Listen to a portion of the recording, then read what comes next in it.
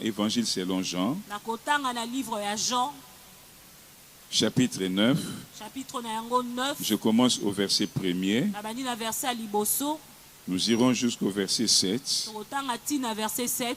même jusqu'au verset 9, Ata ti na verset 9. même 10. Ata 10. Jésus vit en passant un homme aveugle de naissance. Yesu amoni wana za koleka moto moko abotama aveugle. Ses disciples lui firent cette question. Ba ye kolina ye batuni ye motuna. Rabbi, Rabbi, qui a péché, nani asumukaki? cet homme ou ses parents, Moto oyo to baboti na ye. pour qu'il soit né aveugle? Po ete ya botama miso ya kokufa. Jésus répondit, Yesu apesi ye yano.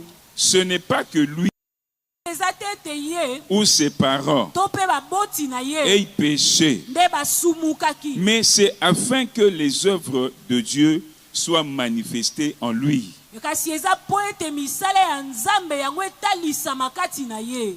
Il faut que je fasse, tandis qu'il est jour, les œuvres de celui qui m'a envoyé. Esengeli na sala wala eza tozala na mokolo misala ya moto ya tinda ngai. La nuit vient Butu ezoya. où personne ne peut travailler. O moto moko ta koki kosala mosala. Pendant que je suis dans le monde, Wana nga naza na mokili. je suis la lumière du monde. Nazali pole ya mokili. Je répète, pendant que je suis dans le monde, Wana nga naza na mokili. je suis la lumière dans le monde. Wana nga naza na mokili. Pole ya mana yango. Il crie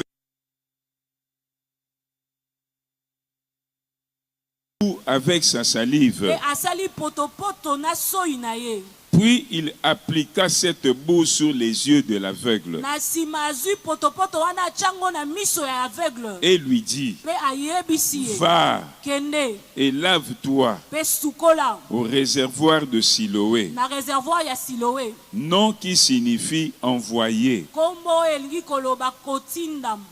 Il y alla, Akendaki. se lava Asukoli miso. et s'en retourna voyant clair. Petango ya baluki abandi komona.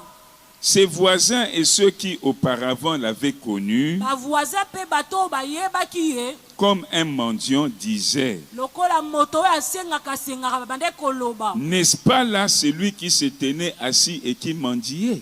Ezate moto wa bande kofanda awa pa bande kosenga senga. Les uns disaient c'est lui, Ba mosusu ba bande kolobeza ye. d'autres disaient non, Ba mosusu pe bando loba te. mais il lui ressemble. Kasi akokani na ye. Et lui-même disait c'est moi. Pe ye moko bande kolobezanga. Ils lui dirent donc, Ba yebisi ye. comment tes yeux ont-ils été ouverts? Lolenge nini miso na yo efungwami. Père, Tata, parle-nous ce soir. lobela biso na pokwa lelo. Visite-nous ce soir. Visite biso na pokwa lelo. Je m'efface devant toi, Na bungi liboso na yo. devant ton peuple, Liboso libota na yo. et que le Saint-Esprit, Pe molimo mosantu. lui seul, règne dans ces lieux. Ye moko akonza ne sikoyo. Qu'il prenne possession de ces lieux. Azwa possession e Qu'il sikoyo. prenne autorité dans ces lieux Azwa autorité ne sikoyo. pour visiter et bénir ton peuple. Pona ko visiter pe ko pambola libota na yo. Dans le nom de Jésus, Na kombo na Yesu. j'ai ainsi prié. Na bondeli bongo. Et je dis Pe Amen. na lobi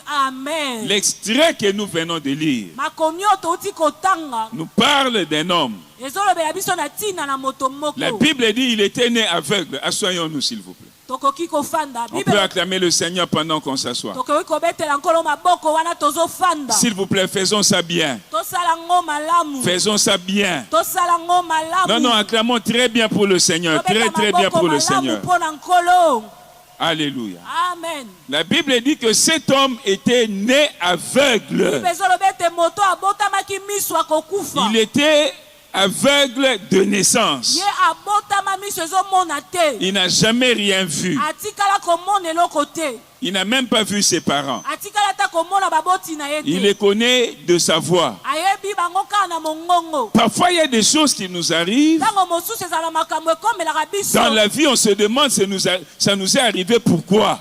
kati ya bomoi tomituni ekomeli biso pona nini? On se demande pourquoi moi? Tozomituna pona nini ngai? Est-ce que Dieu existe vraiment? Est-ce que nzambe aza penda na bomoi? Si Dieu existait vraiment, Soki nzambe azalaki penza na bomoi. pourquoi moi? Pona nini ngai? Pourquoi cette situation? Pona nini likambo oyo? Pourquoi je suis né dans cette famille? Pona nini nabotama na liboto oyo? Pourquoi je suis né dans cette Pona condition? nini nabotama na condition oyo? Alléluia. Amen. C'est sûrement le cas de cet homme. Ezaka ya moto oyo. Mais je ne serai pas long. Kasi na ozala molai te. Parce que l'orateur du jour est déjà là. Po ete moto ya pokwa lelo ya si akomi. Et nous sommes ravis d'être avec lui ce soir. Toza na esengo ozala na ye na pokwa lelo. Amen, amen. Amen. Je vais le représenter avant de l'appeler.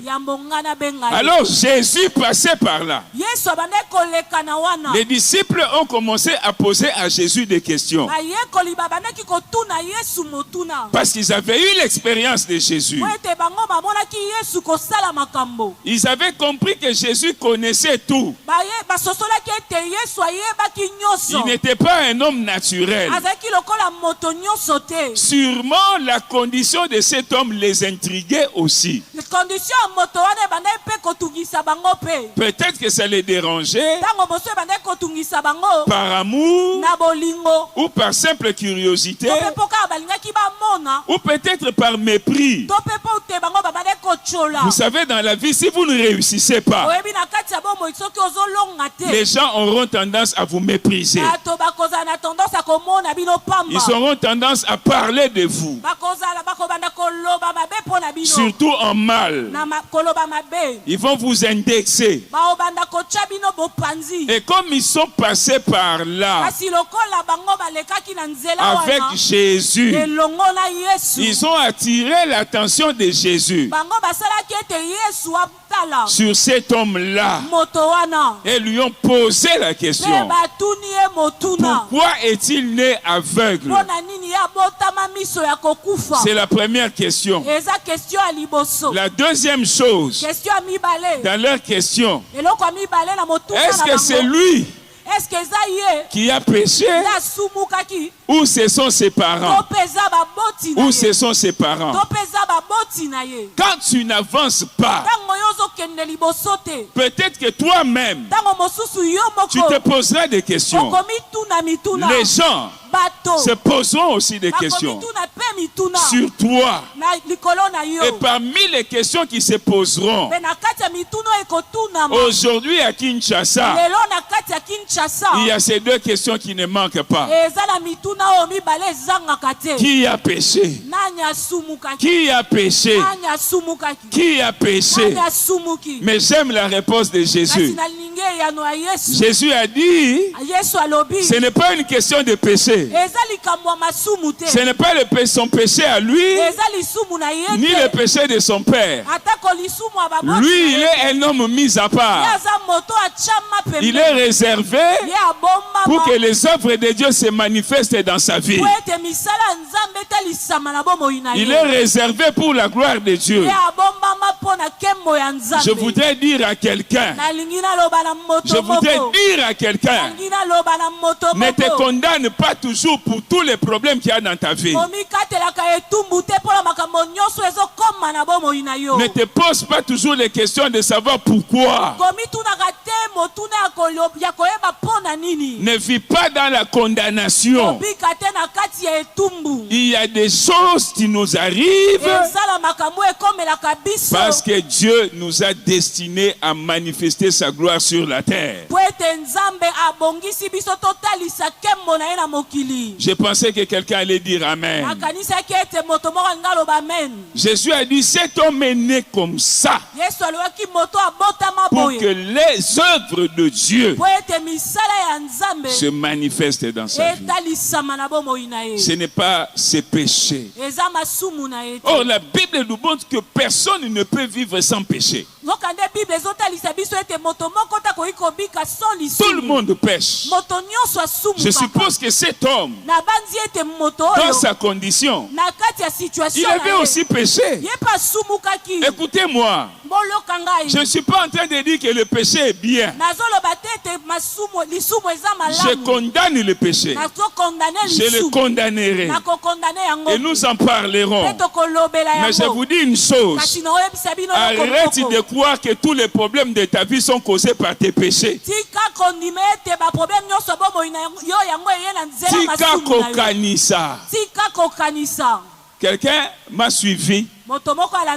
Cet homme, il pêche. Il a des péchés. Personne ne peut dire qu'il n'a pas de péché. Mais Jésus a dit, son problème, ce n'est pas causé par ses péchés. Pendant ces 4 jours, Jésus va changer la vie de quelqu'un. Jésus va changer la vie de quelqu'un. Toi qui crois que tu n'avances pas à cause de tes péchés, pendant les 4 jours ici, Jésus va te montrer qu'il est mort pour ces péchés-là. Il va te montrer qu'il est mort pour ton impudicité. Il est mort pour ta sorcellerie. Il est mort pour tes avortements. Et tes péchés passés ne peuvent pas t'empêcher d'avancer. Ça ne peut pas t'empêcher de prospérer. Si tu choisis Jésus, si tu choisis de marcher avec Jésus, voilà pourquoi il dit à ses disciples, pendant que je suis dans le monde, je suis la lumière du monde. Il faut que je fasse les œuvres de celui qui m'a envoyé. Oh, je voudrais m'arrêter là. Je parlerai de ça tous les jours, avant que notre Père ne vienne. Jésus s'est arrêté devant cet homme. Il a fait un travail. Il a craché par terre. Il a mélangé la terre avec le crachat. Il a appliqué sur ses yeux. Et il lui a dit, va te laver au réservoir de Siloé. Quand il est parti se laver, la Bible dit il est revenu voyant. Il voyait. Il a laissé Jésus travailler dans sa vie. Il a donné du temps à Jésus. Mon exhortation maintenant, donne du temps à Jésus pendant ces 4 jours. Et après les 4 jours, laisse Jésus continuer à travailler dans ta vie. Il est la lumière du monde.